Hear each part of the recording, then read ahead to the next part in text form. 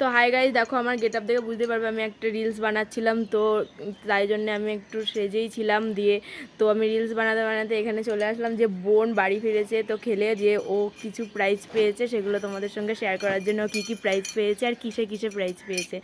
তো দেখো আমাদের বাড়িতে 4 বোনের মধ্যে ওই সব থেকে ভালো খেলতে পারে, আর আমাদের মধ্যে কেউই অত ভালো খেলতে পারে না। তো আমার বোনও বলছিল নাম দেবে, তো ও খেলতে পারে না, নাম দিয়ে কোনো লাভ নেই, তাই ওকে নাম দিতে দেওয়া হয়নি। তাই ও হার প্রত্যেকবারই হেরে আসে, সেটা একটা মনের কষ্ট, তাই জন্য ওকে নাম দেওয়া হয়নি। যাই হোক, সেটা বাদ দিলাম। তো এ এখন খেলে এসেছি স্কুল থেকে, তো দেখো কতগুলো মেডেল পেয়েছে।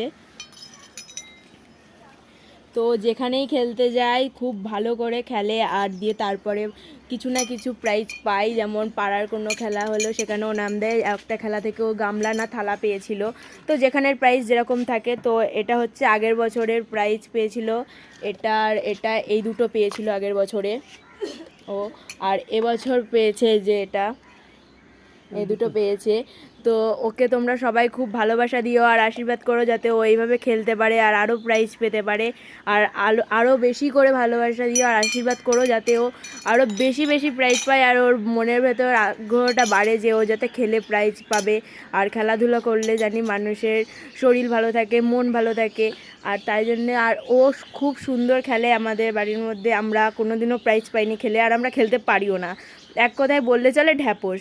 তো ও খুব ভালো খেলেছে, ও খুব ভালো খেলতে পারে। তো তোমরা সবাই ওকে ভালোবাসা দিও। হ্যাঁ, তোমার কি?